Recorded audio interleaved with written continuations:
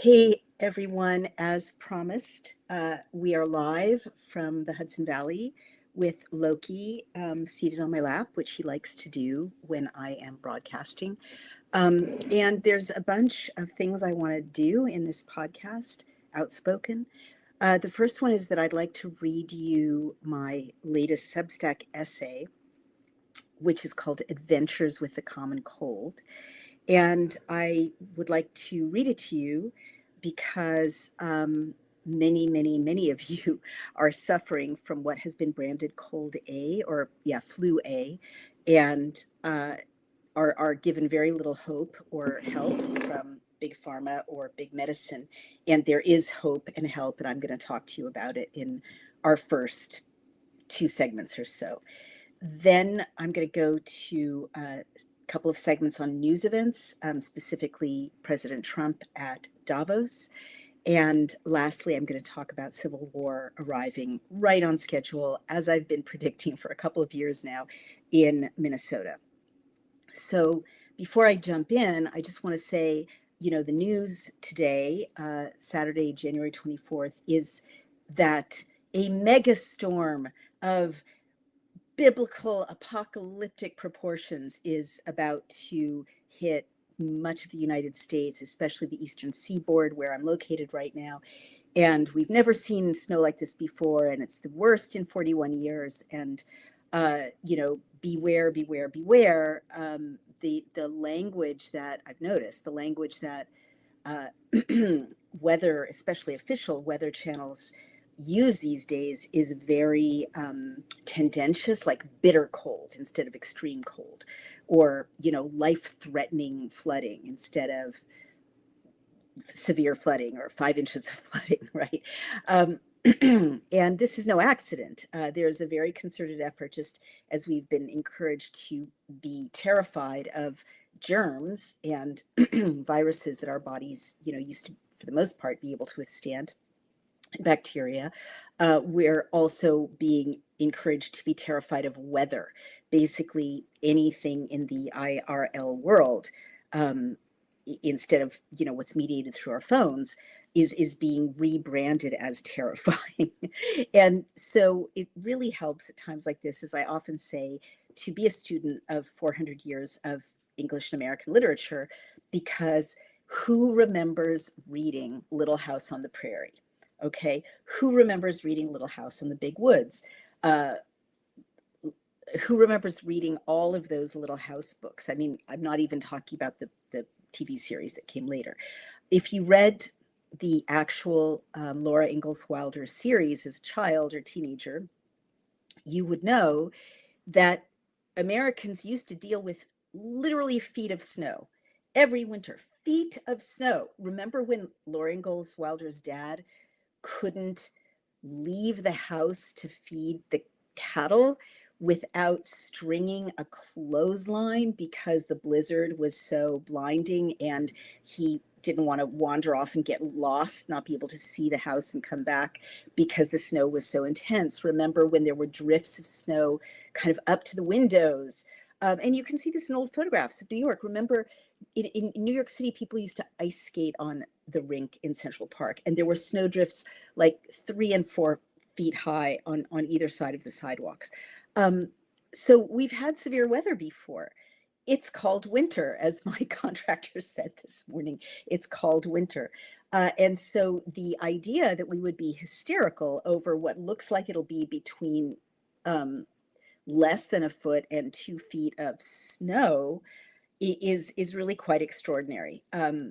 All that being said, I'm attuned to the, it's super scary language, but I'm also attuned to the fact that people really are scared, because in the cities and in the suburbs, many people are anticipating, and this may well happen because I think that chaos is on the agenda, right? Whether it's organic or hyped or a mixture, chaos is on the agenda. So there may be power outages, right? It's not, we're in a fragile rural grid. It's not unusual for our power to collapse, with the least extreme thunderstorm, right?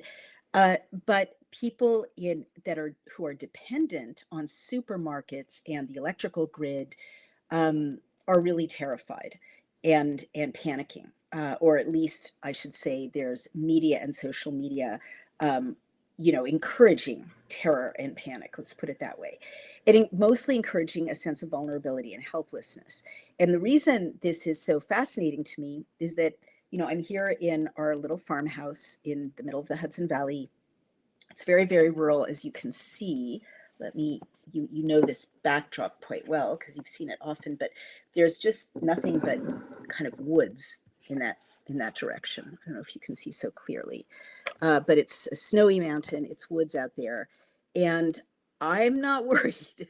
We're not worried, and some of the reasons we're not worried is that we went into a deep prepper phase at the beginning of the pandemic, and Brian and I were both very well aware that the people running the grid and running the supermarkets and the food supply and so on were not necessarily our friends, or could be held hostage to people who were not necessarily our friends, like China. Interrupting supplies, as you recall, really did happen during the pandemic. So we became preppers. We're not the best preppers in the world. We're not the most talented preppers. We're not the most thorough preppers. But it doesn't take that much to be okay off the grid. So I'm just going to show you. I took the glass globe off of it so you can see it more clearly. This is an oil lamp, guys. This technology has been in use since at least the Roman times. Certainly the Bible talks, in the New Testament, when they talk about the bridesmaids always being prepared with their oil lamps, it was a version of this, just a wick and some lamp oil in a container. In the time of the New Testament, they were probably clay. Same with the Old Testament. They talk about lamps. They're recovered from archaeological digs, and they are clay, sort of shaped like that, kind of shaped like Aladdin's lamp, right? That's an oil lamp. Aladdin's lamp is an oil lamp. And in the 19th century, probably 18th century, glass began to be used, which makes it easier to see when the wick is running low. So it's the simplest technology in the world. You just roll this up, when you need more wick, and it burns. And it burns by dipping into the oil at the base of the wick. It's that simple. Jane Austen, when she talks about lighting the lamps, she was talking about oil lamps, or she was talking about tallow or beeswax candles, which are another issue. The point is, this technology has been working for millennia. You can use many different kinds of oil. This is lamp oil that you can order from Amazon, but people have been sharing online also emergency lamps made of Crisco, which is a solidified fat, which is basically the same idea. You put a wick in a jar, a mason jar, and you fill it with Crisco, and it burns, and you've got light.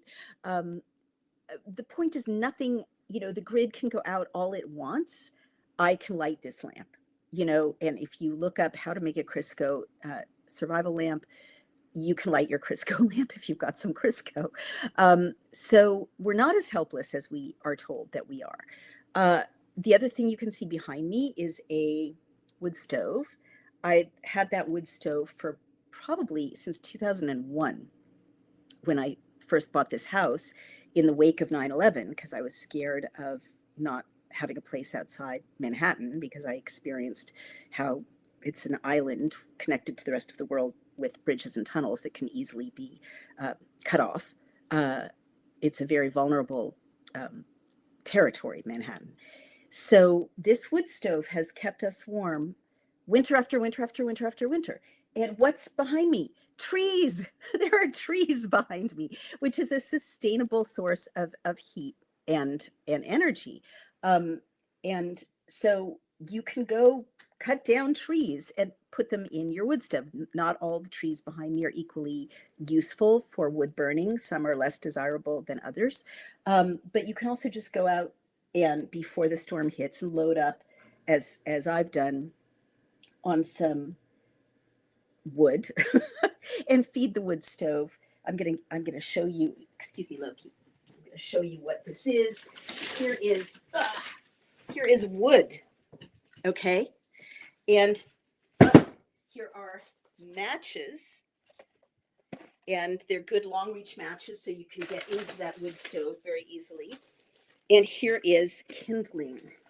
So I know this is like Prepper 101, but I feel like I need to do this video because it can be very intimidating. You don't know where to start.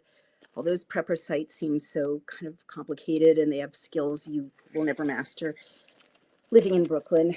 But this is kindling, and you can start a fire with that. Some paper bags. We've got paper bags there. We've got old newspapers and branches. It's very doable. And so that if God forbid the power goes out during this mega storm, we're going to be warm and we're going to have light. There's also candles and a battery powered flashlight.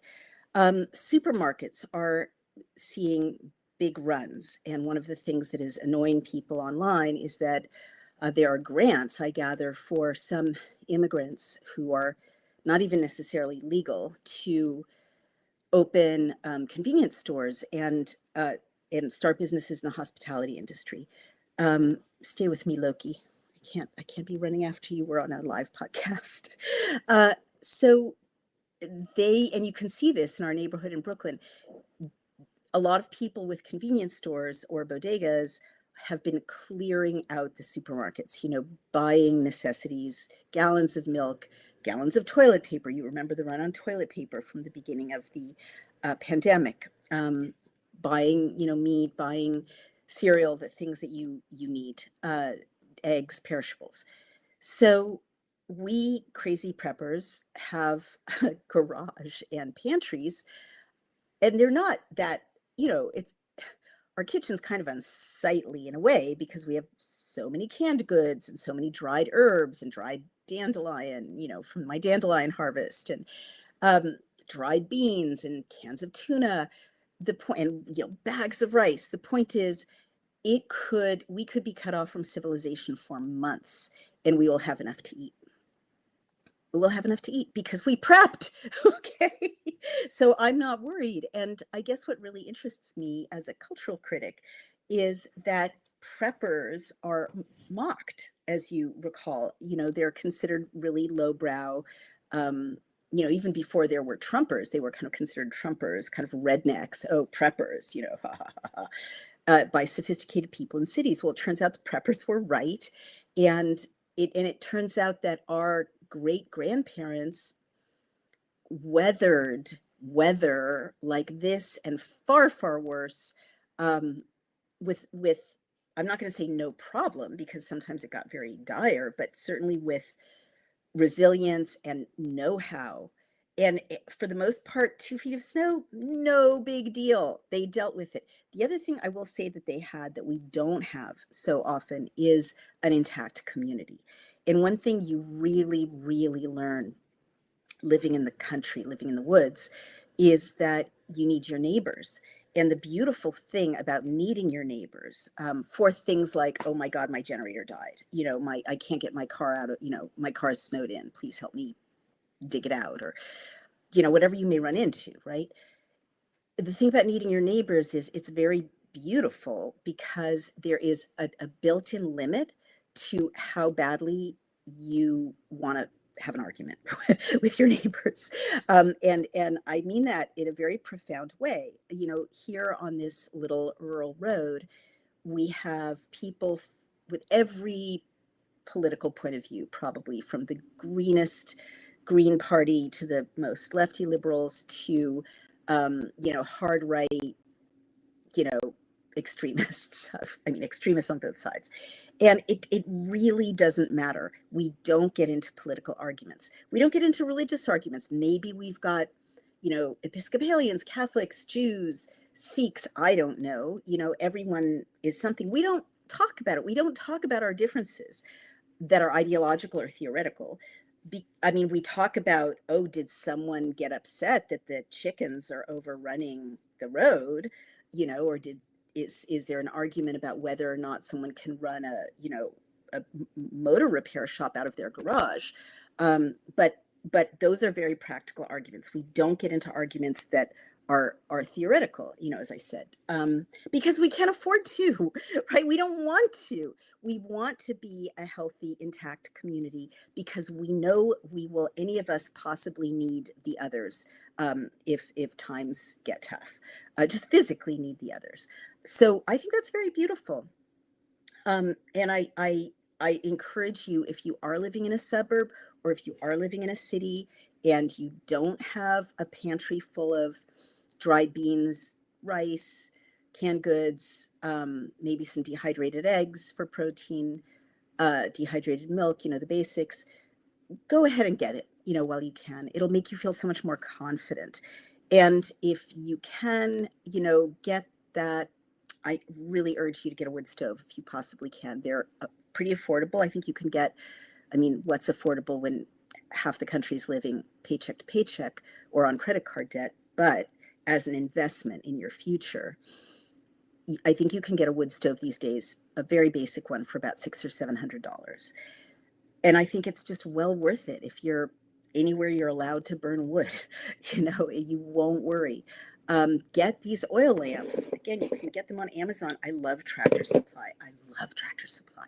Tractor Supply is just a dream chain. If you're not familiar with it because you're too fancy, go get familiar with it. It's so much fun. They've got everything. They sell chicks in the springtime, like live chicks, but they've got feed, they've got, how to can books, and they've I'm sure got oil lamps and candles for power outages.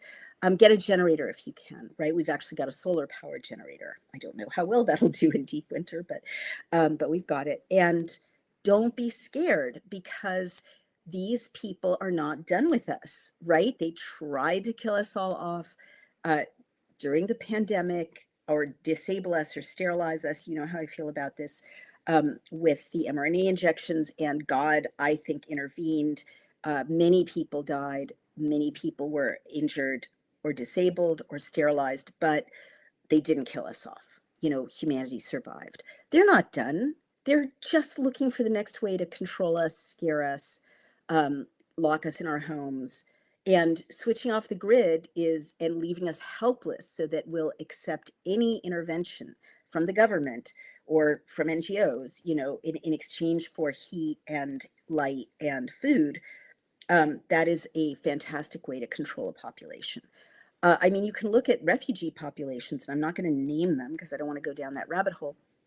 But, the people who want to exploit the helplessness of refugees do so by making sure they are always refugees and they can never be self-sufficient.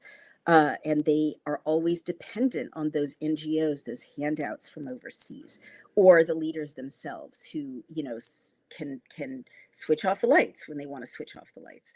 And don't think it can't happen. I actually just read a book, really wonderful book, In the Garden of Beasts by historian Eric Larson. He's the guy who wrote The Devil in the White City. It's about Berlin, just at the very beginning of the National Socialist rise to power, 1931, 32, 33. And it's about the family of the American ambassador who was in Berlin representing the US and, keeping a journal of what was happening. And what is very clear is that even before 1933, which was the formal solidification of all law, the enabling acts, right? Sort of all law, all power into the person of Adolf Hitler. The National Socialists started to control populations by switching off their access to the economy, switching off their access to professions, switching off their access to education and to books, and to housing, right? And they did it very, very, medical care. They did it very systematically. So again, that was before they were formally in power, before they were an actual authoritarian government. While it was still a democracy, they did that. I can't stress this enough. It means that, they could do it again tomorrow in the United States. They're doing it, I think, in in Britain in various ways, in Belgium in various ways, in France, by through the judicial system, by punishing people who speak up, who criticize, for instance, mass immigration, two-tier justice systems, violence against women escalating with the immigration of people who come from cultures that are very violent toward women as part of the culture. Uh, that's how they're doing it, but they're also, you saw in the pandemic, they can switch off overnight. In Britain, the government switched off your right to sit in your garden with another person or to go exercise at will or to go to a pub. So don't let that happen again. Be as self sufficient as you can possibly be and stay safe and warm during the uh, foot or two of snow. I don't mean to mock it, right? I hope that I hope you won't hear from me like buried alive in a snowdrift, and that's how I passed away after this storm. I'm not trying to kind of court fate. Um, I'm just trying to be balanced, because look at the last 25 years. Hysteria, and especially media generated hysteria, is how they've tried to control us. Hysteria and making us feel helpless and dependent on them for expertise and for the basics of life, survival. All right, we're not going to let it happen. All right, that was my little rant. I'm going to now read to you from my Substack, and it's called Adventures with the Common Cold. Here we go. The subtitle is Humanity's Adversaries, Common Colds and Flu, Have Many Potent Traditional Treatments You'd Never Know. Is Big Pharma Trying to Kill Us All Again? Let me know if you can all hear me and see me. It looks like I'm getting thumbs up. There are comments. So yes, you can hear me and see me. Perfect. Let's go to the text. I felt great when I left the magical snowy valley where I had been on a Buddhist-scented retreat over the new year. I still felt great in the truck ride home with a young friend who had kindly picked me up at the retreat center. I still can't drive, I'm still limping, and drove me home over icy rivers and bridges sparkling with frost. The young man is bright, hardworking, healthy, ethical, and handsome, but he has no special lady in his life right now.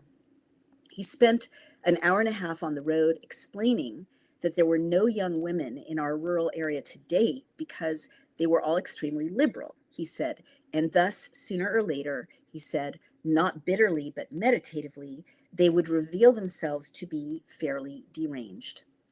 I had heard versions of this complaint from many lovely, hardworking, and personable young men. Once again, I felt sad for humanity, and especially for the young, and I promised to keep my eyes open for him for what my Whittier friends call inventory. By the time I got out of his truck, I had a bit of a sniffle. By nightfall, a raging winter cold had hit me, landing with the force of an anvil dropped on my head, as in old cartoons.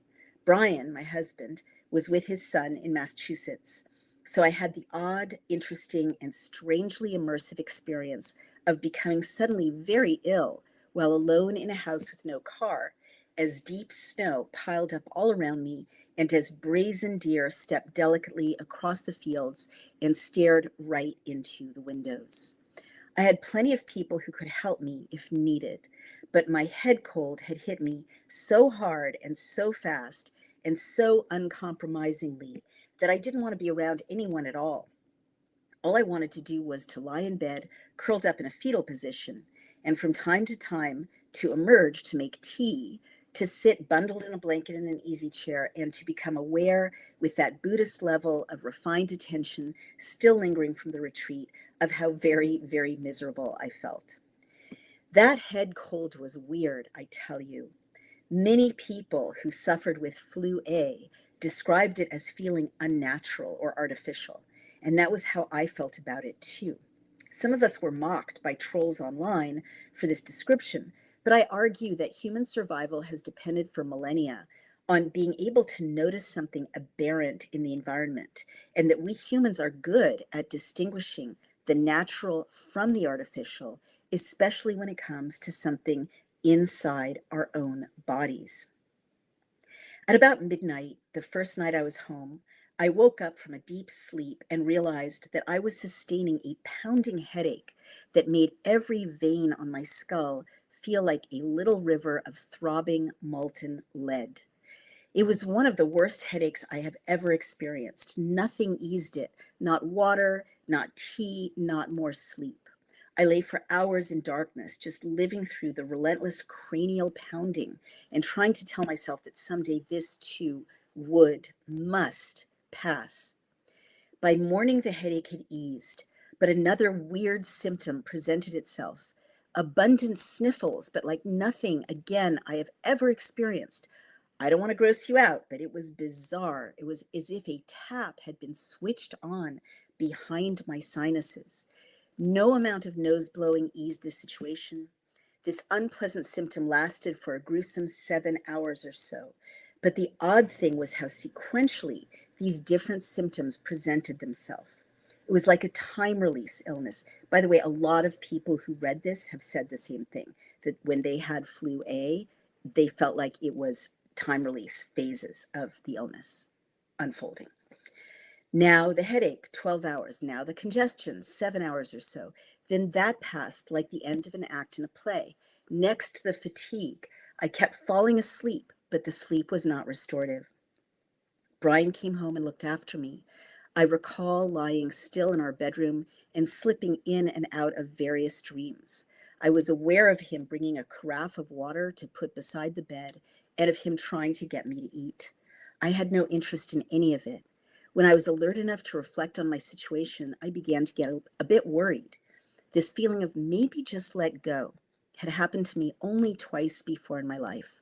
The one time I had had COVID, and the one time I was in the hospital, as I've described to you in the past, with sepsis, when a life-saving surgery was being continually postponed.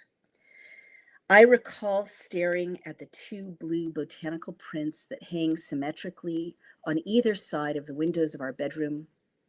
I reflected that my bohemian mother often gently teases me for liking these bourgeois floral prints, and I gazed through the window panes at the snowy mountain range that overshadows our little farmhouse. I lay still in flannel pajamas, vanity be damned, thinking something like, well, that is nice, and the world is pretty, but maybe enough is enough. I was aware that I had started to wheeze. Something that felt like a factory devoted to the production of phlegm had dangerously left my sinuses and had decamped to establish itself in my chest. I listened to a regular whistling sound emerging every time I exhaled from a couple of locations in my lungs. I thought without alarm.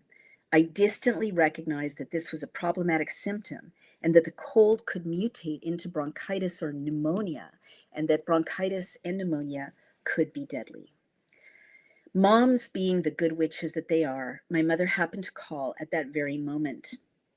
We always FaceTime, and I'm always overjoyed to see her green-rimmed glasses and her lovely face, its freckles and its golden complexion, and her shock of bright red hair. A painting of a naiad, her hand held open, watery symbols around her, is always floating behind my mom's head when I speak to her on FaceTime. My mother looked at me, and her expression changed. She said something like, "Call a doctor." "I don't want to go to a hospital, Mom," I reminded her. "I almost died last time." "Call a doctor you trust," she said. She gave alchemical direction as real moms do, using the one phrase that she knew would get through to me. She said, "Call Dr. Ely." Dr. Henry Ely, the healer who had saved my life when I had nearly died in the hospital. She repeated sternly, "Call Dr. Ely." Women in my family repeat things when they're trying to save someone. There is something about your mother's face and about her voice when she is really worried about you.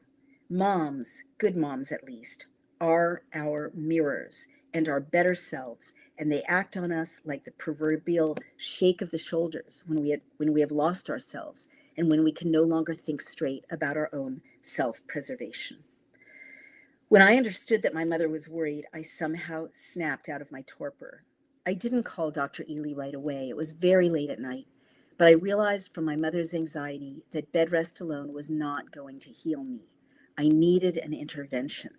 So I dragged myself down to the kitchen and began to do what I knew I needed to do to heal myself. By now, my familiarity with herbs made what happened next almost automatic. First, I took our Grosh Aberdeen tea infuser. This is not a sponsor, by the way. None of these people are sponsors. None of these products are sponsored. There are no conflicts. Proudly Canadian brand. I highly recommend that you try one of these. They are the Humvees of tea brewing. Then I shook several handfuls of an herbal blend, Hibiscus Queen, actually have it right here, that I had purchased at the retreat. The tea maker, Miriam Noval, a jovial blonde lady, had set up an operation outside the daily, also not a sponsor, just love the tea, outside the daily Qigong class at the retreat, and she had offered steaming samples in paper cups. I could not resist. I must have been prescient in buying a quarter pound of her tea, because the herbs in Ms. Noval's tea salon's Hibiscus Queen were exactly what I needed to start my recovery. And again, none of the products or substances mentioned in this article is a sponsor. There are no conflicts. The package contained hibiscus, rosebuds, black currant, and pomegranate. I'm going to try to see if I can hold this up to the camera so you can see how pretty it is. I hope you can see that.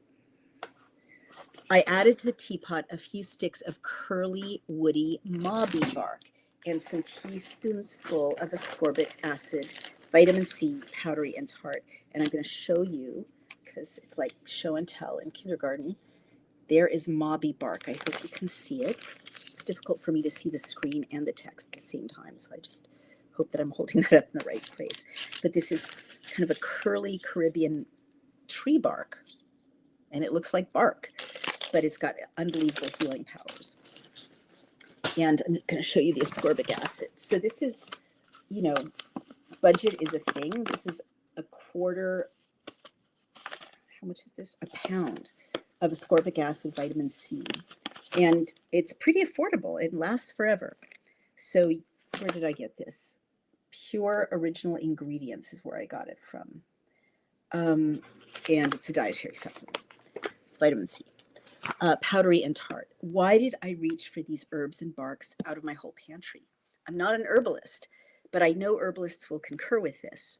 The actual herbs, the right herbs, actually seem to call to you silently or to magnetize you and attract you, depending on the condition you are trying to heal. Your hand just reaches to where it should go. Isn't that true, herbalists? Let me know if you've had this experience in the comments. I added local honey to the brew and began sipping. Immediately, 3 hot, sweet sips in, I felt an herbal army taking up its instinctive counterattack against the viral infection in my lungs. For what herbs had I instinctively, and with some fuzzy memory of their properties, reached? Hibiscus. I'm going to hold this up again just because it's so beautiful. I hope you can see that lovely color. And you can see rosebuds floating there. So pretty. Hibiscus actually lowers the titers, concentrations of avian flu.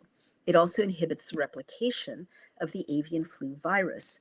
According to the article, quote, high antiviral effects of hibiscus tea extract on the H5 subtypes of low and highly pathogenic avian influenza viruses, 2016, in the Journal of Veterinary Medical Science, quote, and now this is going to be a paragraph from a scientific article, but you can handle it. I'll explain it as we go.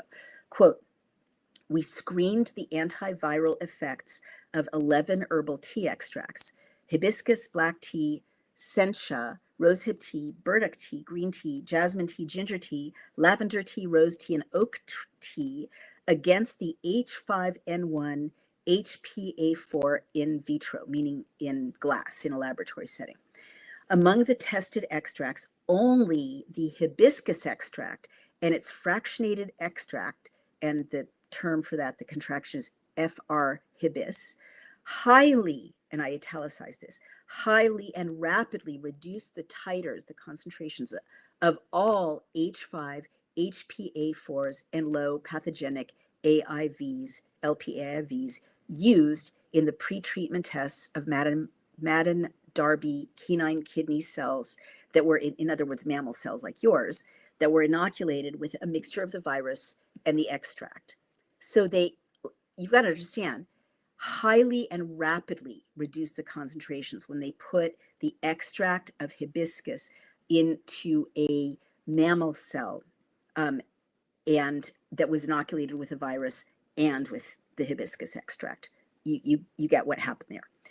Immunogold electron microscopy showed that, and I italicize this, anti-H5 monoclonal antibodies could not bind to the deformed H5 virus particles pre-treated with the hibiscus extract.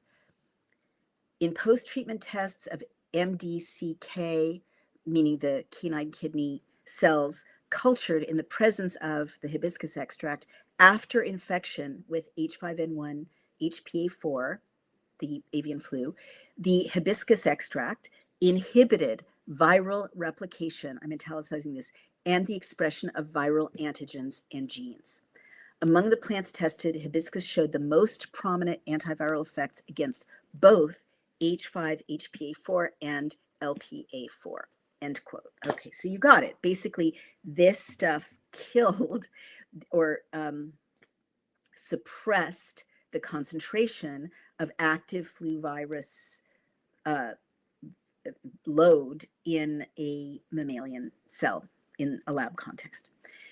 The peer-reviewed articles in PubMed that show that hibiscus is antiviral, antimicrobial, antibacterial, and immune boosting are so abundant that they can't be easily summarized. Many cultures seem to know the powerhouse properties of hibiscus in fighting colds and flu, except for our own allopathic, meaning kind of conventional Western medical tradition. In Chinese medicine, hibiscus is used to fight colds and flu. And Chinese researchers found that hibiscus eases lung edema, swollen tissues in the lungs, exactly what I was suffering from, and that it cut the number of mouse deaths in half. They published their results in 2023 in the Journal of Ethnopharmacology. These are peer-reviewed scientific journals. Quote, anti-influenza properties of teliricide isolated from Hibiscus mutabilis L is the title of this article. Results. Quote, using bioassay guided isolation, the flavonoid teliricide from hibiscus was obtained, which inhibited 4 AIV strains in, again, mammalian cells with EC50 ranging from 3.87 to 27.61 by suppressing the viral ribonucleoprotein activity. You get what is happening here. The hibiscus extract in the same dog kidney cell, basically, mammalian kidney cell, as before in another experiment, suppresses the protein in the virus structure, essentially, that is instrumental to viral replication. Teliricide also significantly downregulated the expression of cytokines, chemokines, in A549 cells and protected 50% of PR8 infected BALBC mice from death, and at 800 milligrams per kilogram a day, improved lung edema conditions. So 50% of the mice didn't die in the experimental group as opposed to the control group. It lowered deaths by half. You've got to remember when I'm reading this, that the terrifying activity in your body that led to death from COVID, which is a coronavirus, right? Just a cold or flu virus. Not just, obviously, it was artificially enhanced, but that's the category of things that it is. It was a cytokine storm. And so they knew since 2023 that hibiscus suppresses cytokine storms and saves lungs from being swollen. And you remember that it was people dying of, remember the ground glass condition in the lungs? Damage to the lungs was what was leading to people being intubated from COVID and dying of the intubation and the ventilators. It was their lungs not functioning from swelling. So they knew since 2023 that this very affordable tea or plant, hibiscus, saved half of the mice from death from cytokine and lung inflammation. Conclusion: cytokine storms and lung inflammation. Teliroside is effective for influenza virus infection treatment and promising for further drug development. This study is the first to demonstrate that teliroside in FRY acts against influenza virus. It's a cure for the flu. They say there's no cure for the flu. They found the cure in 2023. I could go on and on, citing the peer-reviewed studies showing the powers of hibiscus to save lungs from dangerous edema and to save mice from death from the flu. Let's look at pomegranate, another ingredient in my $14 quarter pound of hibiscus queen tea. $14. Peer-reviewed research showing that pomegranate immediately weakens both bacteria and viruses, including flu viruses and other serious viruses affecting health, is abundant. Quote, "The pomegranate effects on bacteria and viruses that influence human health," end quote, was published in Evidence-Based Complementary Alternative Medicine 2013. I do want you to notice that a lot of these groundbreaking peer-reviewed studies showing incredible effectiveness for natural and herbal and alternative medicines treatments are from some time ago. It looks like studies like that are no longer funded or published as often. The paragraphs showing the results of pomegranate on flu are so dramatic that I reproduce them here. And again, you can handle this. Quote, "Pomegranate extracts have also shown antiviral effects against influenza virus, HIV-1 and pox viruses." I'm going to read that again. HIV-1 and pox viruses. Influenza virus continues to be a major cause of morbidity and mortality, sickness and death each year, with 31,000 deaths reported yearly in the US, despite access to vaccines. However, frequent recombination events and viral evolution, meaning the virus changes all the time, necessitate the change in vaccine composition, requiring administration of new vaccines yearly. That's the business model they, want. However, researchers have shown that pomegranate polyphenols were virucidal. They killed the virus against influenza A virus. That's what we have now, influenza A, suppressed the replication of the virus in host cells and inhibited agglutination of chicken red blood cells caused by the virus using real-time polymerase chain reaction. A plaque assay and a median tissue culture infective dose 50% hemagglutination assay. They also showed that among 4 polyphenols, and they list them, punicalagin was found to be the most effective anti-influenza component. And then I italicize this: blocking replication of influenza virus RNA and inhibiting agglutination of chicken red blood cells by the virus. So you understand that both of these are really important. The ingredients in pomegranate keep the flu virus from replicating, and they also keep blood from getting sticky, red blood cells from getting sticky, as shown in chicken red blood cells. Sundararajan et al. Also showed that the acidity of pomegranate juice and concentrated liquid pomegranate extract solutions contributed, I italicize this, to rapid anti-influenza activity. A 5-minute treatment at room temperature with 800 milliliters PP was shown to result in at least a 3-log titer reduction of influenza viruses, PR8, H1N1, X31, H3N2, and a reassortant H5N1 virus derived from a human isolate. So these aren't just kind of hypotheticals. They're using viruses isolated from sick human beings. Loss of hemagglutinating activity, so the blood is not condensing or sticking together, was reported to accompany the loss of influenza infectivity with decreased antibody binding to viral surface molecules after treatment with PP, with pomegranate. Viral structural damage was also reported using electron microscopic analysis of PP-treated viral particles. So the pomegranate is damaging the structure of the flu virus, just, knocking it out.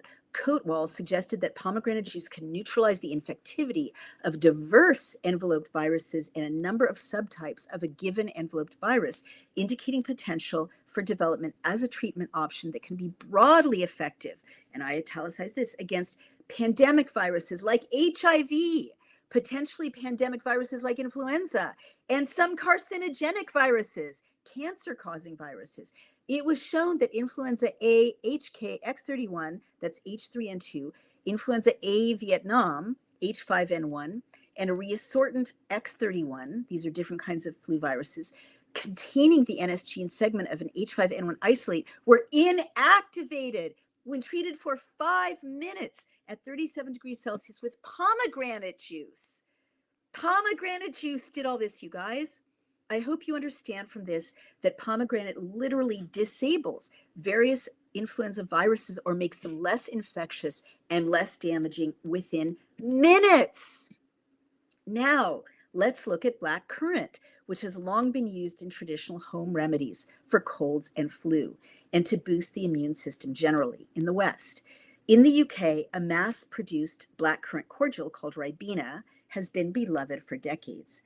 The article, quote, antiviral activity of Ladania 067, an extract from wild black currant leaves against influenza A virus in vitro and in vivo, meaning in the lab, in glass, and in life, in living mammals, in Frontiers in Microbiology 2014, shows extraordinary results from early treatment of flu with black currant. Quote, influenza, a respiratory disease caused by influenza viruses, still represents a major threat to humans and several animal species. Besides vaccination, only 2 classes of drugs are available for antiviral treatment against this pathogen. Thus, there is a strong need for new effective antivirals against influenza viruses. Here, we tested Ladania 067, an extract from the leaves of the wild black currant, for potential antiviral activity against influenza A virus, flu A, that's what we've got, in vitro and in vivo. And then I italicize this because it's so mind-blowing. Ladania 067, the black currant leaf extract, was highly effective, EC50 value 49.3, plus or minus 1.1 ng/ml, against the human pandemic influenza virus strain A, Regensburg D609, in other words, H1N1. The extract exhibited an antiviral effect when the virus was pre-incubated prior to infection or when added directly after infection. No antiviral effect was found when infected cells were treated 2, 4, or 8 hours after infection, meaning that you have to take this at as soon as you feel sick, basically, at a very early step in the virus infection cycle. Again, italicizing. In the mouse infection model, we were able to demonstrate that an intranasal, in your nose, application of 500 units of Ladania 067, I don't know how to interpret that symbol, so I'm going to post it, and the scientists among you can tell me what it means. But tiny mice, tiny nasal passages got to be a tiny amount, inhibits progeny virus titers, in other words, concentrations of the virus, the flu virus that can replicate itself in the lung, up to 85% after 24 hours. Italics mine. We conclude, they say, that the extract from the leaves of the wild black currant may be a promising source for the identification of new molecules with antiviral functions against influenza virus. Or they could just use black currant, right? They don't have to go through the, laborious pharmaceutical process of turning it into something that can be patented, because it is, you just buy some black currants. You understand from the above that black currant leaves were, quote, highly effective against the human pandemic flu strain H1N1, and that when mice received black currant leaf extract in their nasal passages, the virus titers, or the concentration in their bodies, was inhibited by 85% within a day. you guys. Oh my God, I can't stand it. And the Caribbean mauby bark, one of my favorites, which I showed you. I'll hold it up again. Mauby bark. Quote, an assessment of total polyphenolic content and antioxidant potential of mauby bark extracts brewed for different lengths of time in Journal of Food Research 2019 showed that mauby bark has antioxidant effects and scavenges free radicals. This activity boosts your immune system and protects your cells, thus helping you fight off viral infections or heal from a cold or influenza. The ascorbic acid or vitamin C that I added to the whole concoction. This will blow your mind, you guys. By the way, it's more effective cold than hot. People have written to remind me. Very true. The abstract of, quote, the effectiveness of vitamin C in preventing and relieving the symptoms of virus-induced respiratory infections. And when I'm reading this, think about how many children are on inhalers, are on steroids for asthma.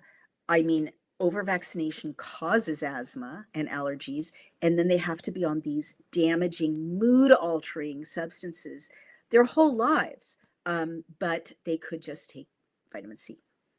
Published in 1999 in the Journal of Manipulative and Physiological Therapeutics, is so astonishing, I present it here. Quote, background, an ever-increasing demand to evaluate the effect of dietary supplements on specific health conditions by use of a, quote, significant scientific, end quote, standard has prompted the publication of this study. Objective, to study the effect of megadose vitamin C in preventing and relieving cold and flu symptoms in a test group compared with a control group, which, by the way, is the gold standard of a scientific study. Design, prospective controlled study of students in a technical training facility. Subjects, a total of 463 students made up the control, total of 252 made up the experimental or test group. Method, they tracked the reports of cold and flu symptoms in the test population compared with reports of flu symptoms in the control population. Those in the control were treated with pain relievers and decongestants, just like Big Pharma advises, whereas those in the test population reporting symptoms were treated with hourly doses of 1,000 mgs of vitamin C for the first, is that milligrams? For the first 6 hours and then 3 times daily thereafter. Those not reporting symptoms in the test group were also administered 1,000 milligram doses 3 times daily. Results, overall, I italicize this, reported flu and cold symptoms in the test group decreased 85%, compared with the control group after the administration of megadose vitamin C. Conclusion, in italics, vitamin C in megadoses administered before or after the appearance of cold and flu symptoms relieved and prevented the symptoms in the test population compared with the control group. That study is from 2019, all right? That study is from 2019. I'm going back to the study. It is, oh no, I'm sorry, it's much older than that, 1999. It's 27 years old, this study.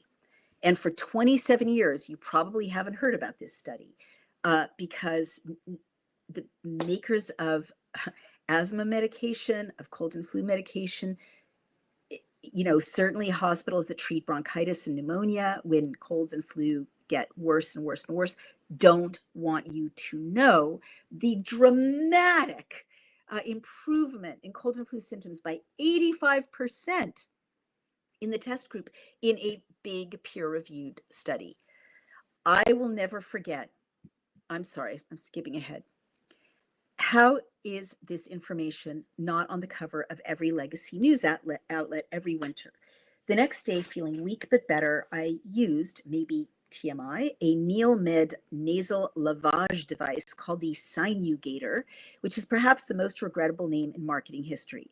But the product itself is also rather endearing, as Dr. Ketan Mehta's smiling face appears encouragingly on every package. Put this in your nostril, Dr. Mehta seems in a friendly way to be urging. This device is an adaptation for Western consumers of the Ayurvedic practice of nasal rinsing to avoid or mitigate viral infections. And again, you can get this anywhere, Amazon, over the counter. It's very easy to find.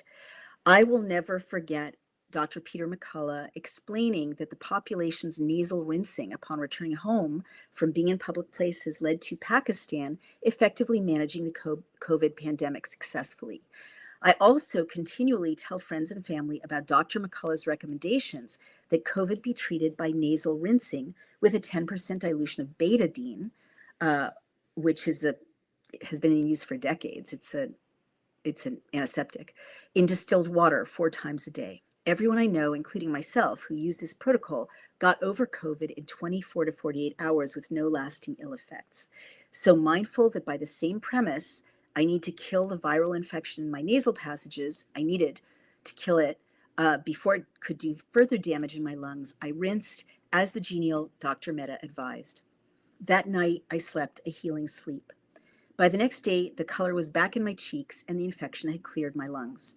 I added chicken soup, Jewish penicillin, quote unquote, with many cloves of garlic in the broth, and I added fresh slices of ginger, also an antiviral, to the teas of that day.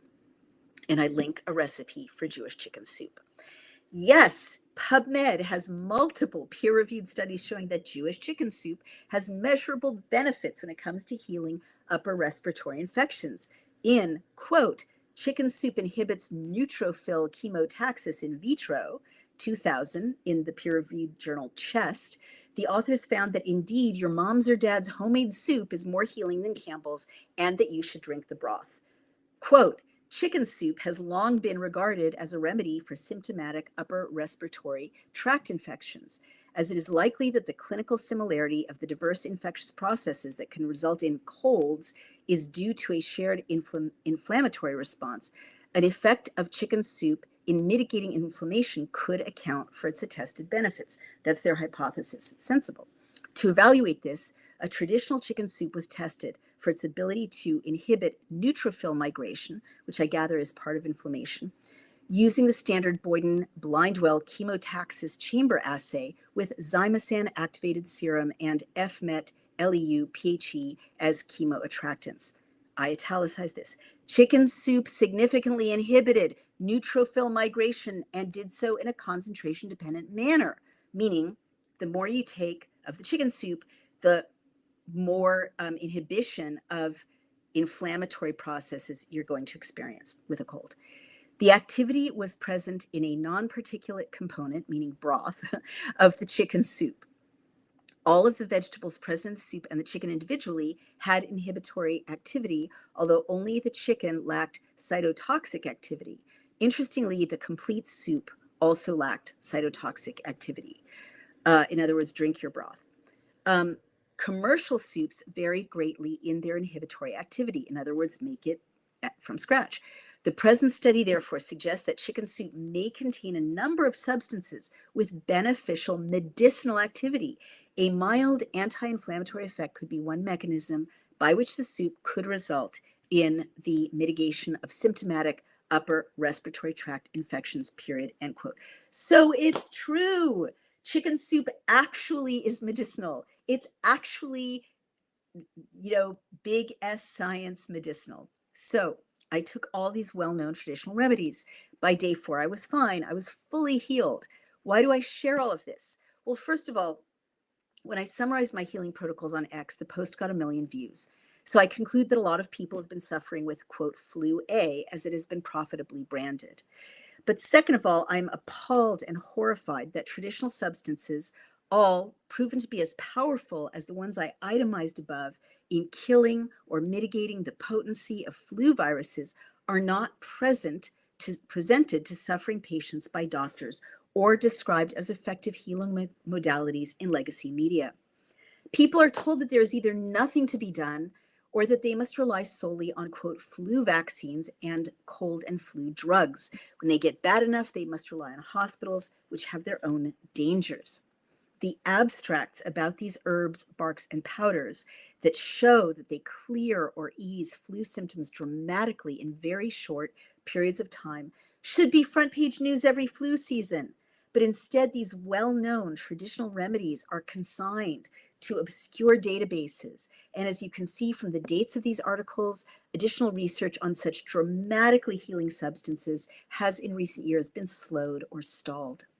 Pharma companies, including Moderna, are complaining, including at Davos, Switzerland, that uptake of the flu vaccine in the US has softened. So they are boosting their efforts to push the flu vaccines around the world. What puts Americans and everyone at risk is not the absence of a flu vaccine. It is the fact that the position of the allopathic medical establishment is that apart from a vaccine, there, quote, is no treatment for the common cold or flu, end quote, except for rest in liquids or their own dangerous products, says Big Pharma and Big Medicine. Why do Big Medicine and Big Pharma tell these outright lies?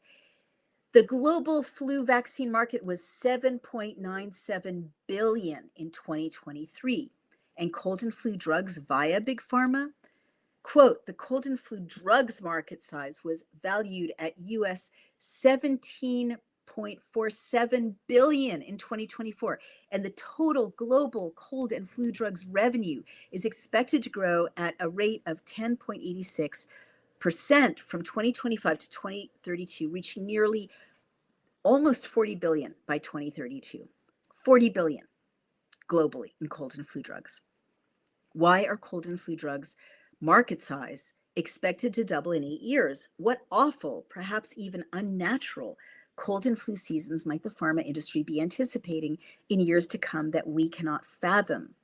The bottom line is that this situation, in which cheap, millennia-old, tried and tested cures and treatments for cold and flu, from hibiscus to pomegranate to nasal lavage to ginger and garlic, are silenced and censored and sent to the attic of medical history, while people suffer and even die every year from treatable viral infections, it is a criminal situation. Yes, another criminal situation. Influenza, as you read, kills from 17,000 to 31,000 Americans a year, except in the launch years of the COVID pandemic, when a new category, PIC, or pneumonia, influenza, and COVID, was invented, thus shifting tens of thousands of annual flu deaths into the new politically useful category of that included COVID. When I looked online, many people had been hit with this horrific flu. I heard from friends that local clinics were jammed with sufferers. Should these hundreds of thousands suffer? Should these tens of thousands die? I say no.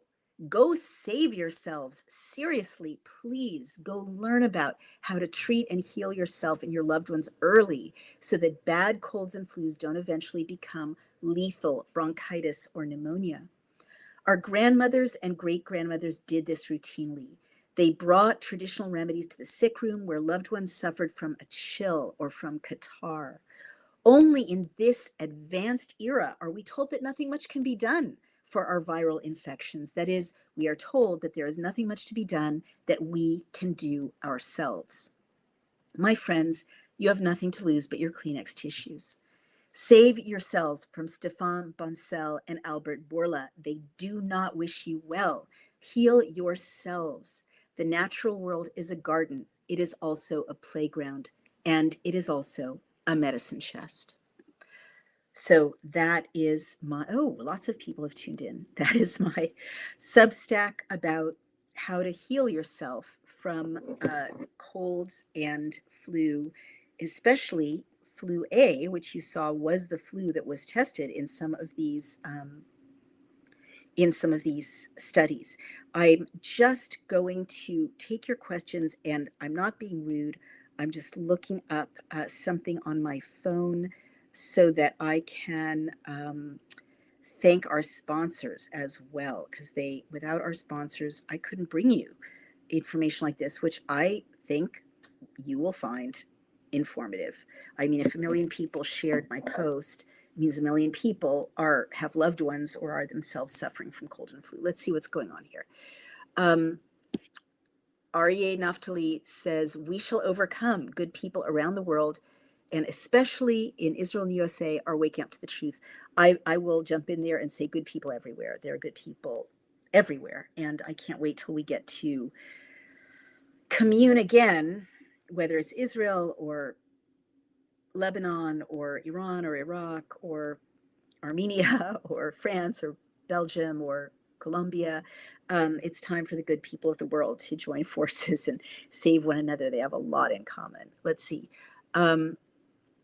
Howard Turner, is this real? Says there are no remedies for viri, meaning viruses. Once you have them, merely vaccination you have in the fall to help you fight them better. I would like to know what evidence you have for that. I mean, I just shared with you my lived experience of having active viri in my body and killing them, treating them after I had already been infected. So I don't agree with you, obviously, and I don't think the studies that I read show that. Also fun in a mocktail. Ooh, hi Babette, our good friend. Yes, and in fact, there are wonderful websites that have recipes for hibiscus mocktails and cocktails if you're going that route once you've recovered from your cold or flu. It's a legendary drink in the Caribbean, especially Jamaica. And they're wonderful cooling mocktails for summertime drinking, and even delicious hot versions, which I actually made on video once for winter. And you can also add rum. I said it, if you want to. Let's see.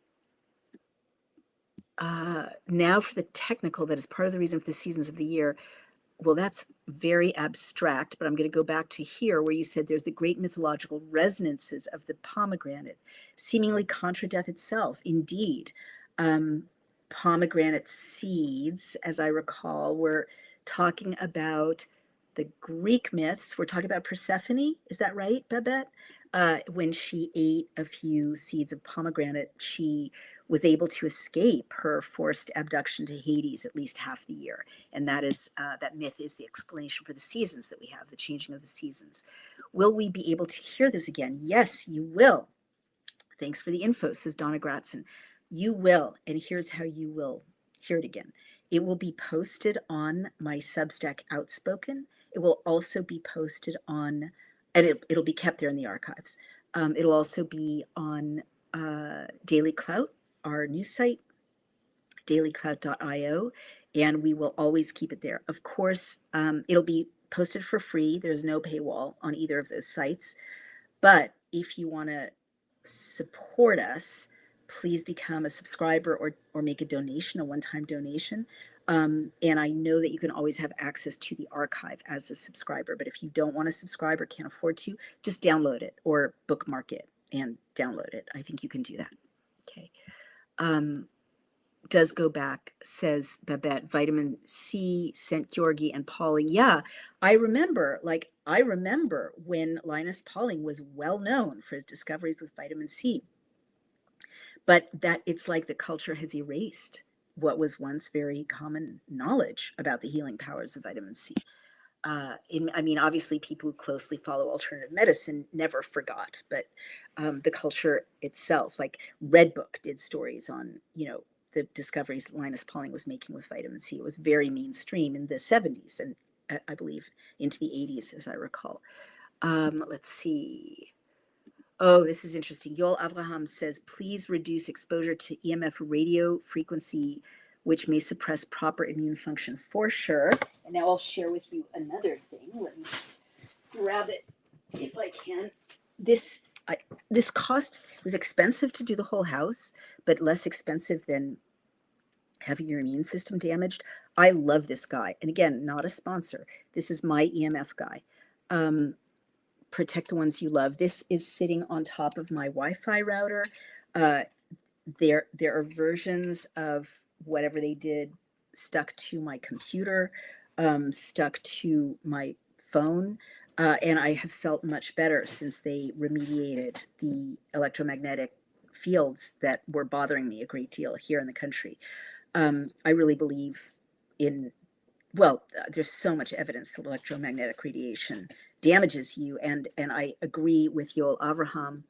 There is a lot of evidence that whatever we catch, we get sicker from basically EMF exposure sickness and damage to our immune systems. That is 1,000% correct. There's tons of documentation of this on Children's Health Defense has a lot of documentation of this.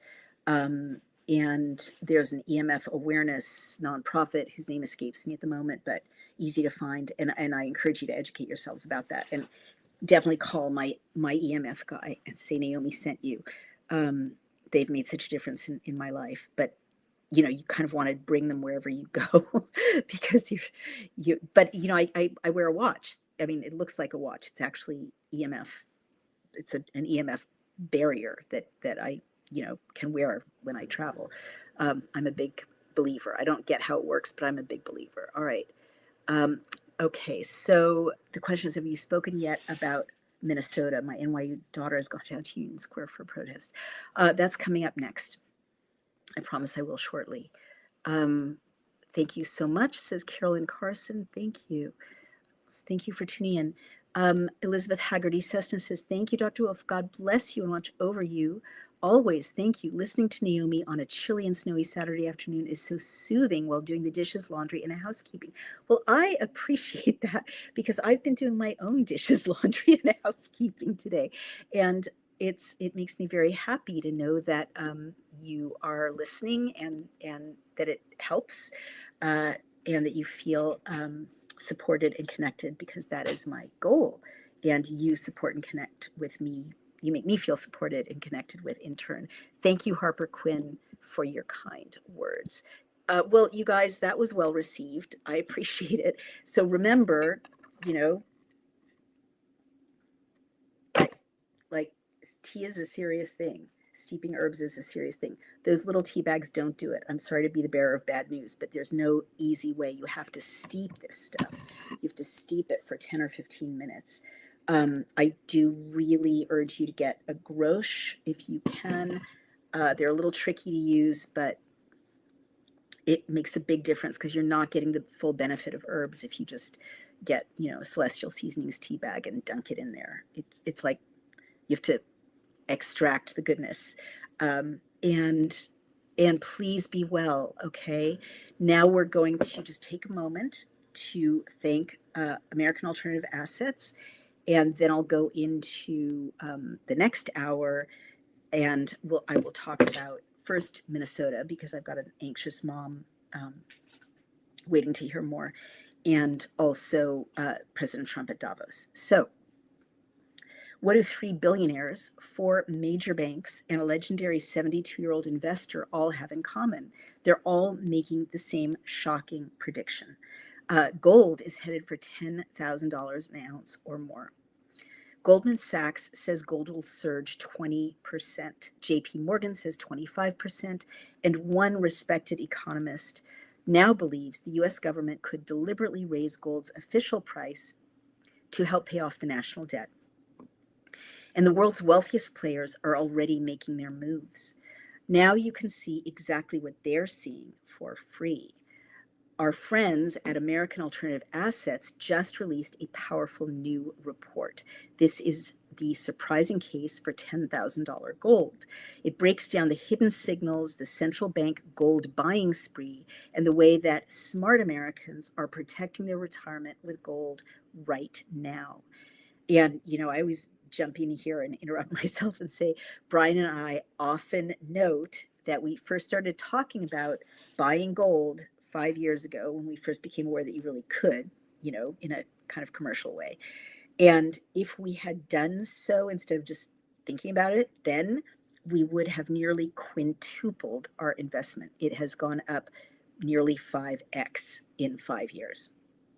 Go to cloutgold.com to download this report for free or call 855-803-GOLD. That's 855-803-GOLD or cloutgold.com. And don't wait the window to act before it's out of range again, is closing fast. Let's talk now in our second hour. And thank you so much again for joining me here on Outspoken. I want to talk about Minnesota first. So let me turn to a story in the New York Post. And I like the Post because, yes, it's conservative, but it's also New York. So it's kind of tough and fact-based. And this is titled Three Ringleaders of Anti-ICE Mob Who Stormed Church, Including School Board Member, Are Arrested, AG Pam Bondi Announces. So this is a story from 2 days ago. And of course, it follows um, the activity last Sunday, so nearly a week ago, in which an anti-ICE mob or crowd stormed a Minnesota church, city's church, during Sunday services, and they did more than kind of peacefully protest. City's church is in St. Paul, Minnesota. They were incredibly scary and disruptive. You could see from the faces of the people sitting in the church, especially the children and teenagers, that they didn't know if these, I wouldn't have known, if a phalanx had come into a synagogue, I wouldn't know if they were armed. And the fact, I've thought about this a lot, very few people got up and left. Now, whether that's that they are very, very committed Christians, and they weren't going to let anyone, chase them out of the Lord's house, or whether it's that they thought that they were being held hostage, which is what the scene looked like. You didn't know if these people were armed and if they were going to line you up and start shooting, right? No, very few people moved from their seats. To me, that says that they were terrified. And again, I would have interpreted that situation as possibly very violent. And I might not have risked getting up and walking out either. So I think it's very dangerous what they did. I believe in First Amendment protected speech, but there are limits, reasonable limits on the First Amendment in the United States of America. And one of the limits is you're not allowed to keep people from exercising their freedom of conscience. You can't keep people from worshiping. It's unconstitutional. And Secretary Kristi Noem said religious freedom is the bedrock of the United States. There is no First Amendment right to obstruct someone from practicing their religion. And you really need to think about that. Like, it's not First Amendment protected speech before you go into a church to disrupt prayer or a synagogue or a mosque. You can do a quick Google search and find out that the Constitution does not guarantee the right to disrupt worship. It does not allow you to disrupt worship. AG Bondi said that suspects had been taken into custody, and let's see who was taken into custody. We've arrested Nikema Levy Armstrong, said AG Bondi, who allegedly played a key role in organizing the coordinated attack on City's church in St. Paul, Minnesota. Now, she is a Black Lives Matter leader who also serves on a school board. And the second and third people who are arrested include a TikToker on the left and a third alleged ringleader of an anti-ICE mob. They all stormed this church. And of course, television personality Don Lemon was also present. The Department of Homeland Security shared an image of Armstrong being led away in handcuffs on X. This was last Thursday. And we should read her quote. The Black Lives Matter leader and member of the St. Paul Public Schools Board of Education, which means deep in the establishment of St. Paul, Minnesota, not a voiceless person, someone who's very much in charge of huge budgets and curricula and, a huge amount of power. She had earlier compared herself to Jesus, saying she had been inspired by his cleansing of the temple. Well, look what happened to him, but yes. She said, I grew up in the church, and one of the things that I remember about Jesus Christ is that when things weren't going right in the church, he went in and he flipped tables. Allen told TMZ, adding that her mother was a pastor. I want to stop myself right here and say something. She's wrong in that quote. Jesus, and I also love the fact that he was protesting the economy, the corrupt economy of sacrifices, money changers who would exploit people who were coming to pay for doves or livestock to be sacrificed at the temple, where God, asks in Numbers and in Exodus for those kinds of sacrifices to be made at what would become the temple, um, he overturned the money changers' tables in protest of them exploiting people who were just coming to worship. He didn't do it in the temple. She's not right. The money changers were outside the temple. There was no commercial activity of that kind inside the most sacred place in Judea. She's totally wrong. Yeshua did not go into the temple and disrupt any any religious activities inside the temple. That would have been considered, he was Jewish, and that would have been considered by Jews at the time, including by him, not like political protest, but absolute sacrilege. I mean, God is very, very clear. We're reading through the Hebrew Bible right now, chapter after chapter. You can join me in Dr. Naomi Wolf reads the 1560 Geneva Bible if you're interested. And there's a great deal about the Holy of Holies, the tent of meeting, which later became the temple, first and second temples. No way would any Jew enter the temple where God lives, where his very clearly specified ritual observances unfold, and disrupt that. It didn't happen. It wouldn't have happened. It wouldn't be considered, right on protest. It would have been considered absolute blasphemy against God's own word. God did not create the Holy of Holies for it to be disrupted. In fact, over and over again in the Hebrew Bible, people who profane the Holy of Holies gets, destroyed or swallowed up by the earth. No, no, no, no, no. She's wrong. She's got to go back to her biblical history. They were outside the temple. Like, when you go to a sacred spot or a church in Italy or France, a cathedral in France, there are, people selling tour guide manuals or souvenirs outside the church. They're not inside the church. So when Jesus overturned the tables of the money changers, it's like that. It's like souvenir sellers outside of a holy place. Good God, this woman's ignorant. All right, let's go back to it. But that's a big mistake she made if it led her to think it was okay to go right into the church. Wow, it wasn't a church, it was a synagogue. She's quite ignorant. And let's see, and A.G. Bondi said on X, listen loud and clear, we do not tolerate attacks on places of worship. A spokesperson for the city's Board of Ed told the Post that the district, quote, has been made aware of this incident and is following all applicable policies and procedures, but, quote, does not comment on pending legal matters. It was also announced that an anti-ICE influencer, William Kelly, the bearded guy, had also been arrested for his involvement in the church riots. He uses the handle DeWoke Farmer on TikTok and was pictured on X being taken into custody while wearing a beanie hat emblazoned with the words F Trump by no. And in a TikTok video shared Monday, Kelly had goaded Bondi, am I pronouncing her name correctly? Bondi, to arrest him. Pam Bond, it's Bondi. You want to come and arrest me, he said. You want to come and give me charges? So be it. And for all the people giving me death threats, threatening my life, kill me. Go ahead, kill me, he ranted in the garbled video.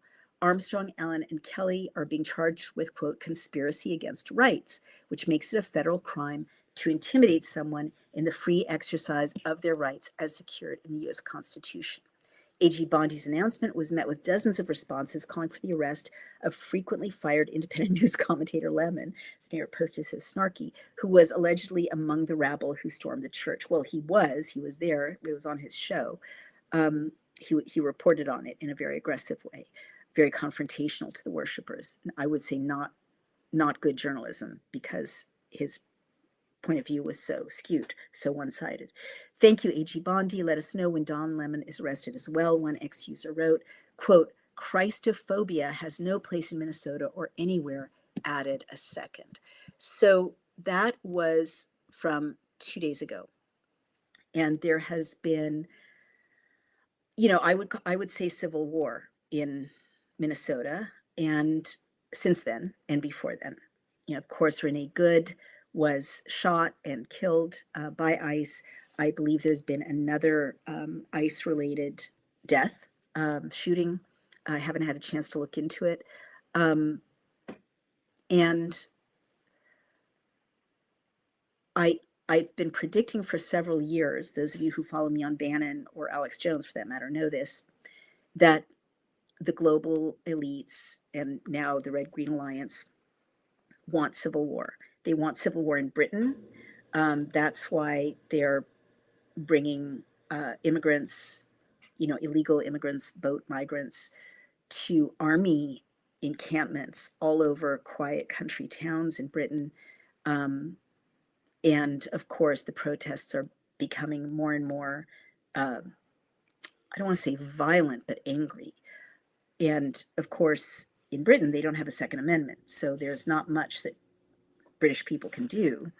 Uh, Shows you why the Second Amendment is just as important as the First Amendment. I'm a nonviolent person, but if the state starts to subvert and invade your country, you do need some way to fight back.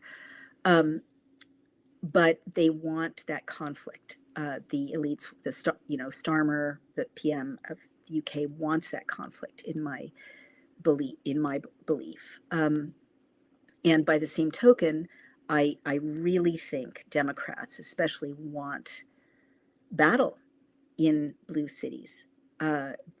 There's been so much documentation that China and Qatar are pumping money into blue cities and blue states, and and and that basically there's a goal to turn the leadership red and green, right? Like the communist agenda, communist kind of destruction of individual rights, coupled with imposing kind of, and I didn't used to believe this, I've become persuaded recently, Islamist no disrespect to individual Muslims, many wonderful, beautiful Muslims around the world, not being, Islamophobic, but there's clearly a plan. You can see it unfolding in places like Texas, certainly in Minnesota with Somalia, certainly in Maine, of kind of doing the same thing to America as they're doing to the UK and Ireland, the Republic of Ireland, establishing kind of an Islamic hegemony. And why Islam and why people from sub-Saharan Africa very often, and often from failed states like Somalia, I think it's because they're easier to control, or that because they don't have the same. This is not racist. It's not ethnocentric. It's just a fact. People in Somalia or Afghanistan, or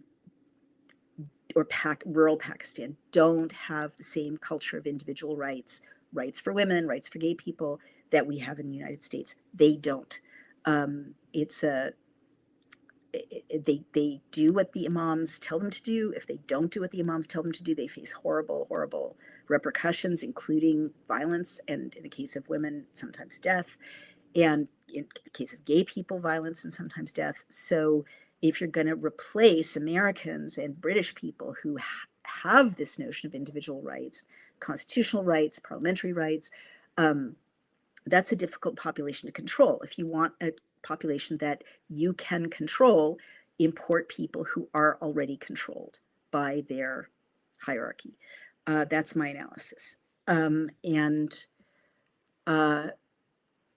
so I think that the communists who have established beachheads in places like Minnesota and Washington State and New York State, where I am, Boston, right, places across the country, it's right on target. It's right on schedule. And that's why if you follow me on X, you'll see that I often write the word memo when something is unfolding that's so clearly part of like a white paper, right? This is so clearly coordinated at the highest levels. So for instance, there's a two-tier justice system that has unfolded in Europe. That's part of the memo.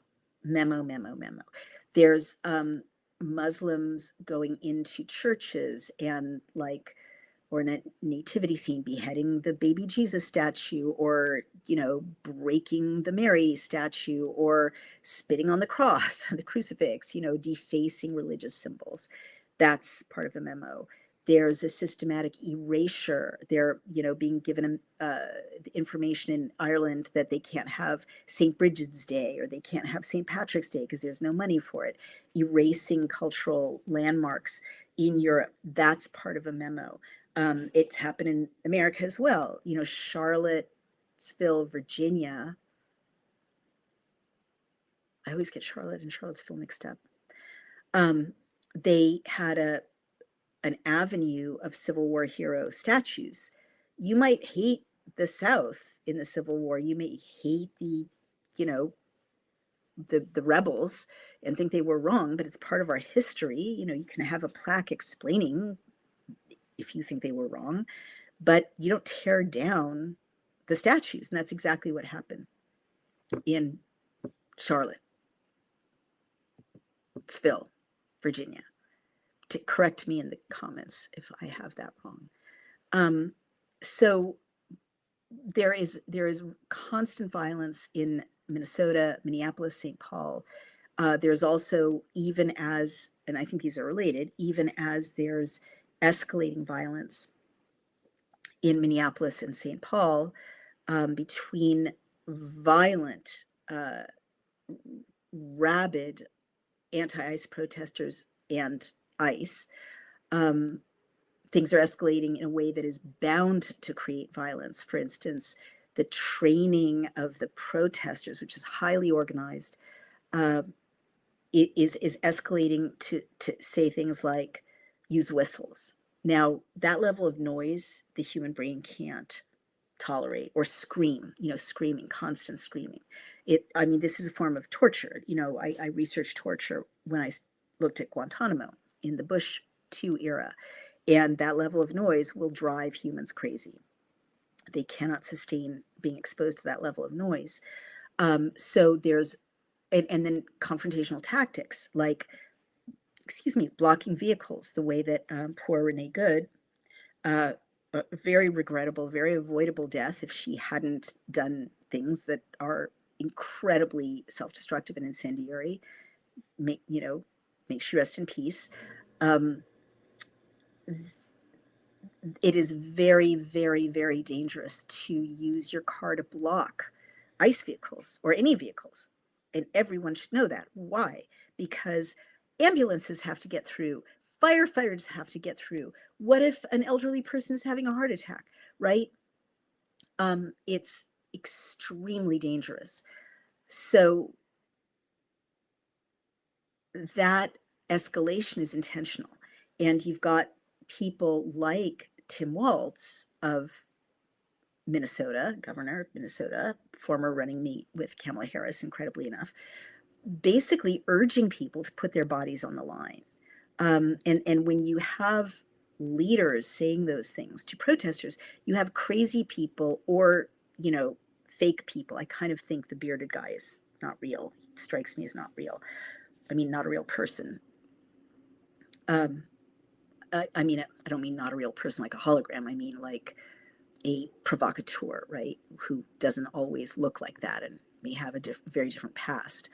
But when the elites say, put your bodies on the line, scream at them, block them with your vehicles, that's not what leaders do when they are trying to de-escalate, right? That's not what leaders do when they're trying to keep their community together and keep them safe. Let's talk about this. So, and I know this from having been in conflict areas many times throughout my life. When there's civil unrest of that kind, a real leader who doesn't want civil war and doesn't want civil unrest, if Tim Walz really wanted to end the violence in Minnesota, he would say something like, and he would go himself, right, and put his own body on the line, but he would say something like, hey, everyone, I know you're very upset about federal authorities operating in Minneapolis and St. Paul. We're going to stand on the sidewalks. We're going to protest peacefully. We're going to use our First Amendment rights. We're not going to block the streets. We're not going to escalate. We're not going to resist arrest, because resisting arrest is an offense, in policing. Uh, and we are going to make our voices heard, support our neighbors if that's what people want to do, support their illegally present neighbors, that they have that right. I don't agree with it, but they have that right. And we are going to, show up and obey the law. He's not saying that, and by the way, if you don't agree with what ICE is doing, and from my understanding, they have a blanket warrant. They, have the legal right to police in the way that they're policing. That's my fullest understanding. It's scary to watch, but I do not believe they're violating the Fourth Amendment. It is my understanding that they have a blanket warrant when they are, arresting people who they have cause to arrest. You can change, you have a voice, and you can tell your representatives that you want to change the law related to ICE, and you can change the law related to ICE, or you can, in the midterms, vote to hobble President Trump so that, he can't keep deploying ICE. There are any numbers of things you can do in a democracy. But I do recognize that the people that ICE is arresting are people they have reason to believe are here illegally or have committed crimes. And even if they haven't committed additional crimes, if they are here illegally, that is a crime. And I've said this a million times in public, but I'll say it again. And I consider myself a liberal, a classical 19th century liberal. But for real, if I went to Yemen or, Gaza or Afghanistan or, Morocco or Colombia or Argentina or any real sovereign nation anywhere in the world illegally, and I crossed the border unlawfully, and I was there without a visa or citizenship, let alone, taking benefits or sending my children to school, unlawfully, getting medical care unlawfully, I would thoroughly recognize that I'd put myself in a very, very dangerous situation. In Turkey, I would thoroughly recognize that at any moment I could be arrested and taken, deported or incarcerated in really horrible conditions because I'm breaking the law. I'm there illegally. It's not trivial to cross a border unlawfully. It is, what's a border? A border is a real thing that protects a country, and above all, it's a national security issue. If we don't know who's coming into our country, we cannot protect our country. And I speak as someone who has been in many wars. Very often some of the most horrible wars come about because of border disputes, because the borders aren't clear. Good fences make good neighbors. Knowing where your border is and protecting your border is fundamental to peace and security in a country. A. B, if you have a democracy, you need a border because a democracy requires citizens. If you want to destroy a democracy, let in millions of people who are not citizens, and then you can't run your country as citizens. You can't set an agenda as citizens. You can't hold anyone accountable as citizens, and you have no voice. And it turns into an authoritarian state in short years, like England and Australia are doing before our eyes, Canada is doing. So yes, I believe in borders, and yes, I believe in enforcing the law. And I'm also going to say, if you don't enforce immigration law and you don't think it's serious that people are breaking immigration law, which is, is it in our like code, right? It's not nothing to cross into a country illegally. it violates very specific laws that we passed, you really have to ask yourself, are you a patriot? Because if you don't care about US law, about immigration, how can you claim to care about US law about, rape or marital rape or robbery or arson or child abuse or trafficking in humans? I mean, what laws do we observe? Just the ones we want? That's not how a society made up of laws works. Now, I'm going to turn to Joseph Louis Johnston. And I wish that I could see your face because sometimes I get comments and it feels astroturfed or trollish. Um, so I'm going to hold up this book again because you're so wrong, Mr. Johnston. This book is In the Garden of the Beasts, and it's about the Gestapo. It's about the actual Gestapo, okay? And I will say again, I am the granddaughter of two people who lost 8 siblings to murder in the Holocaust. I'm the granddaughter. I have 8 great uncles and great aunts and their families, including children, whom I will never know because they were murdered by the Gestapo and later the Nazi regime. Now, so I've given a lot of thought to reading the history of Nazism, and ICE is not the Gestapo. And people who keep saying, "Oh, the Gestapo, I can't believe you support Trump's Gestapo," are really, like, as a Jew, that's so offensive. That's so offensive. Read a history book. I'm sorry to lose my temper. Read a history book of the Gestapo, because the Gestapo were overseen by no laws. In Night of the Long Knives, the Nazis just killed their own people. They just murdered, dozens of their own people.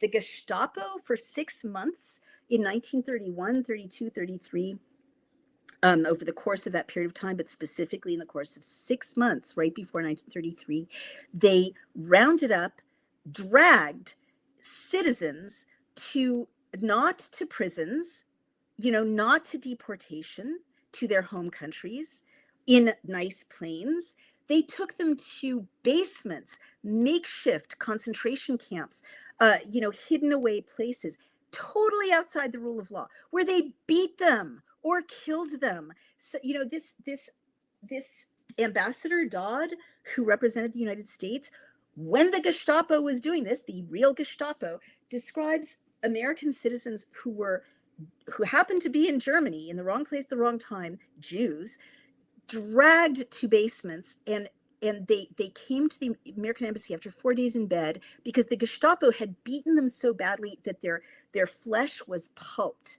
Okay, up and down, like from the neck to the ankles, their flesh was a bloody mass of pulp. Or people just were disappeared and murdered, and their possessions were confiscated. There was there was judge, jury, and executioner. There was no judicial process at all. There was no legal process at all.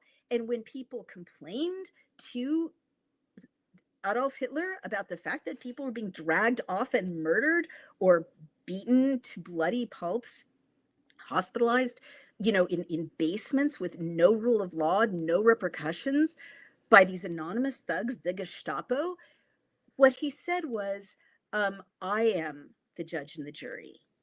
That's what he said. So no, ICE is operating under the aegis of American law. And when there is any doubt about it, like the death of Renee Good, it's going to be investigated by representatives of our legal system. And the guy will have a lawyer, and Renee Good's wife will have a lawyer.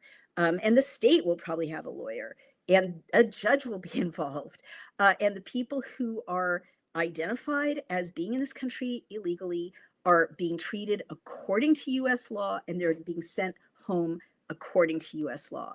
And they're here not according to US law. So no, it's not the effing Gestapo. They are not the Gestapo. If they were the Gestapo, we wouldn't even be having this conversation, because none of us would want to criticize anything Trump is doing. Just like by 1932, no one wanted to criticize Hitler, even though he wasn't even yet fully in power, because he had the Gestapo. If they were the Gestapo, we wouldn't be criticizing Trump or ICE, because they would drag us into a basement somewhere and murder us. So no, they are not the Gestapo. And stop being offensive and ahistorical and ignorant in drawing that comparison. All right, I've said that.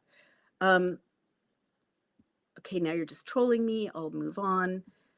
Let's see. Talk to the people in Minnesota who were there, says Valerie Wilson Macroval. From what I've heard, there are citizens and Native Americans who are getting arrested. Have to talk to people who are there on the ground. I agree with you. And as a reporter, that's what I support, and everyone should be doing that. Are they being released? Are they being arrested and released? That's the question. And if you can post, please, some evidence that they are not being released, then in that case, ICE would be like the Gestapo. But I have not seen evidence of that. I think maybe you've got it, in which case, please show me. But I think that inevitably, in an operation like this, there are going to be the wrong people arrested, and that's why we have the law. I've been arrested and released twice. I mean, there's a process that the police are not going to get it right every time, and ICE federal agents are not going to get it right every time. Certainly not under the conditions that they're being subjected to in their work by the citizens of Minnesota, who are screaming at them and harassing them and blocking their egress and making it very difficult for them to operate peaceably. But I'm going to say something else. You can be as mad at me as you want. I live, part-time in a very low-income neighborhood in Brooklyn. Those kids don't get enough. They don't get good enough education. Half the students in New York cannot, third grade to eighth grade, cannot read at grade level. They don't get decent food.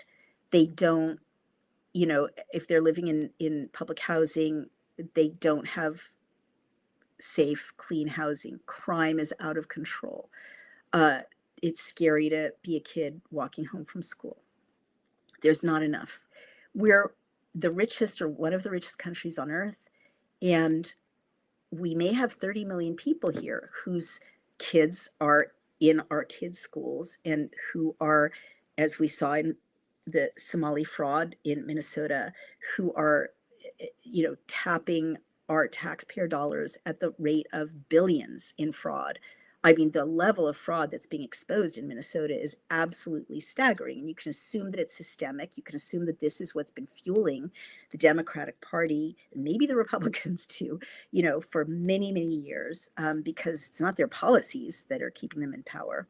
You can assume that that's why Tim Walz was tapped, the most uncharismatic politician in America, to be Kamala Harris's running mate, that he had access to the fraud, the billions of taxpayer dollars that are being laundered through fraud. And those American kids in Brooklyn, they need to come first. I'm sorry. We have no obligation to feed and house and give medical care to other nations' people.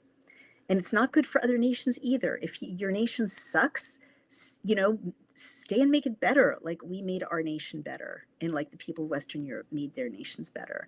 I have no right to go to Yemen or Afghanistan or Morocco and put my family on the public charge and take money essentially from the children of Yemen or Afghanistan or Morocco. I have no right to do that. And I can't believe the brainwashing that has led to people in Minnesota, or people, protesting in City's Church, or protesting in Union Square, I think, in New York. Why are you protesting federal agents who are trying to enforce our actual laws and trying to put American children first and American families first? I don't get it. My dad lost a father for 7 years. He didn't have his father because my grandfather came to this country from Romania legally. And there was a quota, to how many Romanian Jews they would let in at one time. And so my grandfather had to work for 7 years in order to get the permission from the United States government to bring his wife and 2 sons to America. So My dad didn't have a father for the first 7 years of his life. And his brother didn't have a father for 7 years. And his mom didn't have a husband for 7 years. That's what they did. And they blessed this country and they loved this country and they worked hard their whole lives. They made it better and they went from being, illiterate peasants in their own generation to raising, pharmacists and professors and jewelers and then grandchildren who are scientists and professors and writers. And why is that not okay? That seems to me to be okay. Why should my grandfather's sacrifice and your grandparents' sacrifice, whoever you are, if you're American, or if you're American and descended from enslaved people, that 400-year sacrifice, why should that be made a mockery of by people who are not American and who have completely bypassed the legal ways of coming to this country?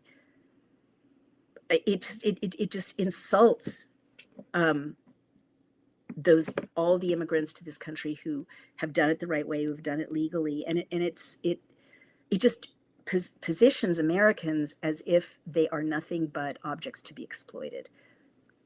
Billions in fraud. Sure, just take their taxpayer money, drive their country into the ground, because that's what's happening with our deficits because of all this fraud and because of the healthcare, housing, and education of 30 million people who are not American citizens. So I make no apologies for putting American citizens first.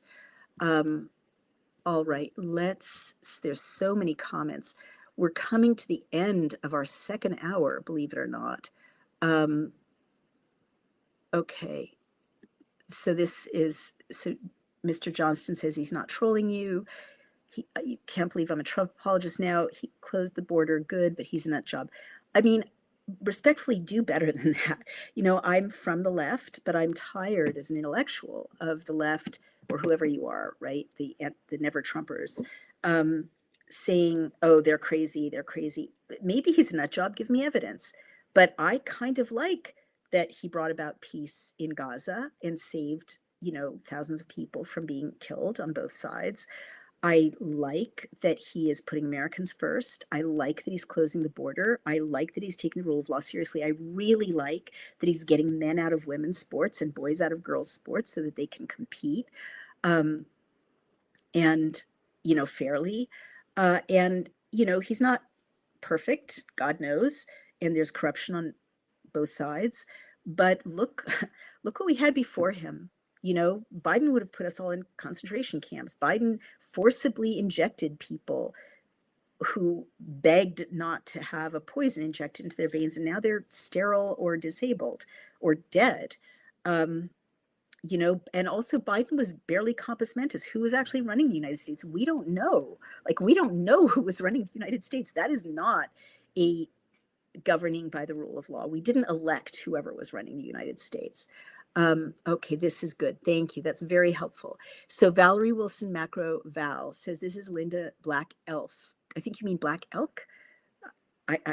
It's very, very cute otherwise, but I'm guessing it's Black Elk, who lives in Minnesota. You can check her out. She's been posting about what's happening to the natives there. I will absolutely take a look. Everyone should take a look. And for sure, the escalation of militant or militarized policing always carries the risk of tyranny. Always, we have to be really, really careful about it. And if that's happening, it shouldn't happen. So I'll look into it and I'll report on it. And Barry Atkinson, another good friend of ours, says every country in the world has visa requirements: visitor, student, work, resident, etc. So true. And Maria says, we wouldn't have a country right now if the Democrats were in control. We'd be heading toward being the next Venezuela. Absolutely. And Emerald Robinson did some really good reporting showing that maybe we were the next Venezuela before this last election, because our voting machines are apparently made in Venezuela and routed on Chinese servers. So the coup may have already happened. So I see it as a counter. I see the Trump administration, with all their flaws,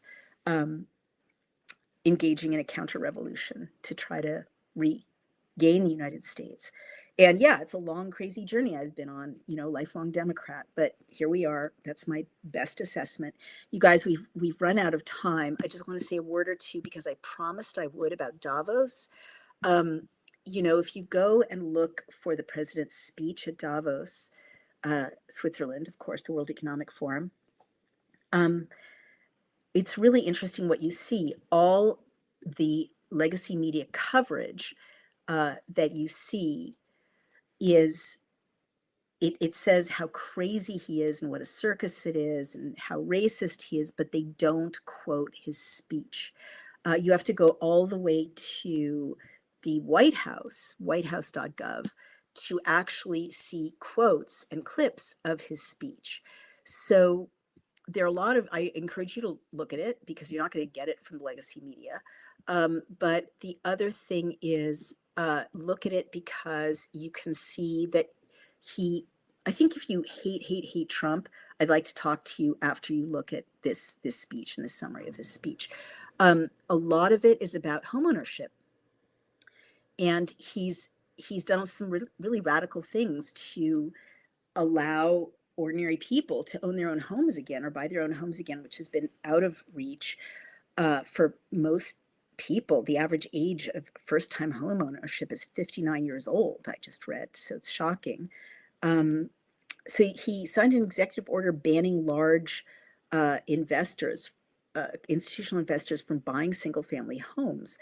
And he's calling for Congress to turn that into permanent law. So that's really a blow against BlackRock and Vanguard, which were buying up single family homes. People would have the horrible experience of making an offer on a home, that they could barely afford, and then watching some anonymous person outbid them, by many factors of zeros. And that's BlackRock turning us into a nation of renters. So that's dramatic. He's fighting for credit card companies to not charge more, to cap interest rates at 28%. The profit margin is now exceeding 50%. That's a very pro people policy. And he also did something very clever. He's talking about, I don't think it's passed yet, but he's talking about letting people take money out of their retirement accounts without penalty in order to make a down payment on a home. So he's really focused on home ownership. He talked about the economy, oil production, but he also said some very profound things to Europe. He said basically you're going to destroy yourselves through mass migration from culturally incompatible countries. And he says specifically about Minnesota, the situation in Minnesota reminds us that the West cannot import foreign, part of it is blocked, immigrants from societies which have failed ever to build, foreign immigrants which have, I can't read all of this clearly, people from societies which have failed to ever build a successful society of their own. And then he talks about Western culture, and he says the explosion of peace and prosperity that built the West did not come from our policies. It ultimately came from our very special culture.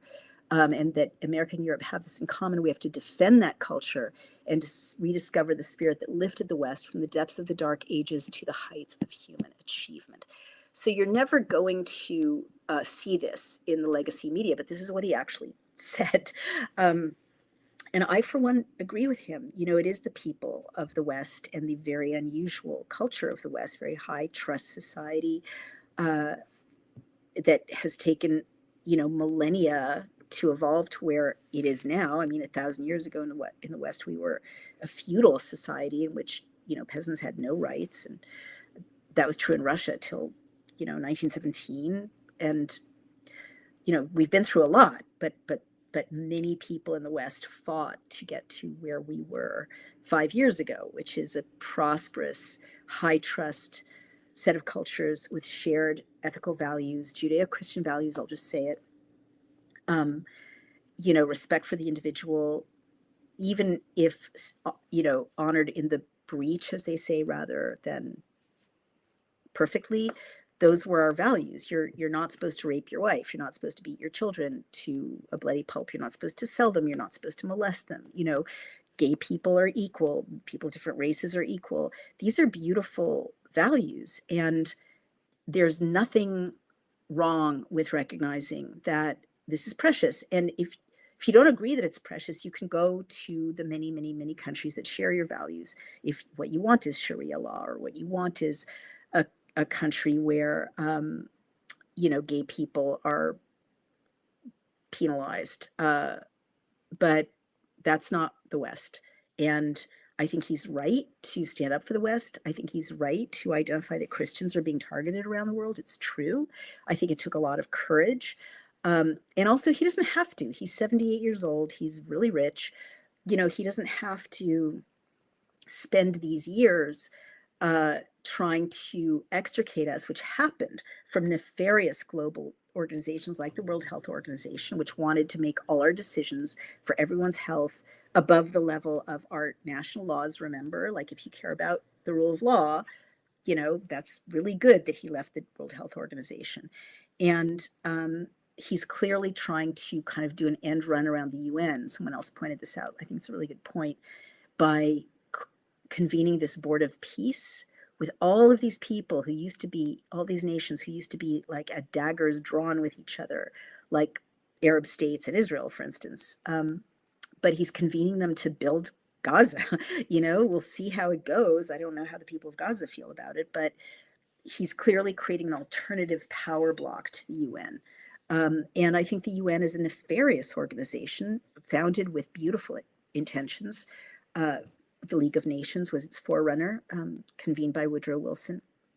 But it's corrupt and evil and does nothing good. And I think we've seen with the European Union and the massive resistance mobilizing against the European Union in Europe, that these, multinational or global entities that are not accountable to anyone and not elected by anyone have to go. They're nothing but vectors of tyranny. And I do believe in sovereignty, and I do believe in the ideals of 19th century liberal democracies. And President Trump and J.D. Vance are speaking up for them. I don't mean liberal, like partisan liberal. I mean liberal democracy where all citizens have equal rights. And I think that this is the existential fight of the West right now and of the world right now, because it's not just the West that wants Western values. People all over the world, all over the Muslim world, all over the African world, the Asian world, they want human rights. They want equality for women. They want, if they're gay, they want to not be imprisoned or beaten or tortured as they are in Egypt for being gay. People want one man, one woman, one vote. They want peace and dignity. And so we should not be shy to stand up to protect our cultures in the West that had those. And we should also, I think, applaud President Trump for wanting to support those values around the world. Obviously, ideally without getting into wars around the world, but he is ending a lot of wars. People never give him credit as a peacemaker, but when you actually look at his record of ending wars, that's why the deep state hates him so much, because he's not a warmonger like Hillary Clinton. He's not a warmonger like Joe Biden, who just shoveled money into the maw of war after war after war. All right, that's what I had to say to you guys today. We've run out of time. I'm going to thank our sponsors again, once again. Gold is headed to, some people believe, $10,000 an ounce or more. Goldman Sachs, again, says gold will surge 20%. JP Morgan says 25%. And it's possible that the US government could deliberately raise gold's official price in order to have it be part of paying off the national debt. What is it that the wealthiest players in the world are aware of that we're not aware of? Well, you can see now exactly what they're seeing for free. Our friends at American Alternative Assets, a wonderful company, our sponsors, just released a powerful new report, the surprising case for $10,000 gold. This report breaks down the hidden signals, the central bank gold buying spree, and the way that smart Americans are protecting their retirements right now by buying gold. Go to cloutgold.com to download this report for free. Really take a look at it, or call 855-803-GOLD. That's cloutgold.com, 855-803-GOLD. There are a lot of sketchy precious metals companies out there. We're really proud to work with American Alternative Assets because they are not, they are very respected in their field. Wonderful reviews, wonderful people on the other end of the line who will answer your questions. There's no such thing as a stupid question. At American Alternative Assets, I've asked many of them myself. And as I often say, and I said an hour ago, but it bears repeating, Brian and I first started talking about buying gold when we figured out we could 5 years ago. And if we had done so, our investment then would have nearly quintupled. It would have gone up nearly 5x. So don't make the mistake that we made. We've remedied that mistake, but go ahead and call American Alternative Assets. That's 855-803-GOLD. And you can also go to cloutgold.com. Don't wait. Take care of your future. You guys be safe, stay warm, get your candles and your lanterns and your, if you can, your wood stove and your wood and your kindling. We'll make it through the snowfall, and I will see you on the other side of the big storm of 2026.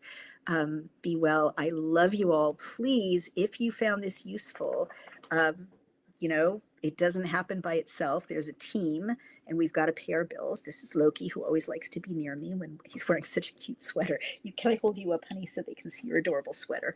Oh, he's shy, but you've got to look at how cute this sweater is. Oh, he's making little like purring sounds. He gets so sleepy when we've got a snow day. Okay, that's enough kissing. But it doesn't happen by itself. We need your help. I've just shared incredible information with you about how to stay healthy and safe in cold and flu season. And I've done an analysis that you're not going to get in the Washington Post or the New York Times. Independent journalism, beholden to no one, but we need your help and your support. So go to Substack and become a subscriber, please, for $7 a month to my Substack Outspoken. And you also get a monthly Drinks with Naomi when you do that. If you become a founding member, I will send you 2 signed books. And then you can go, I love you too, Loki. Then you can go over to dailyclout.io and you can make a one-time donation or subscribe there. Independent journalism you won't get anywhere else. Plus, incredible tools like BillCam and Legisector and Communities that let you follow what's going on in your industry legislatively, or just follow bills that you care about and share them and take action on them and drive your own democracy. Love you guys. Support us. We need your help, and we will carry on. I'll see you in a day or so. Bye-bye.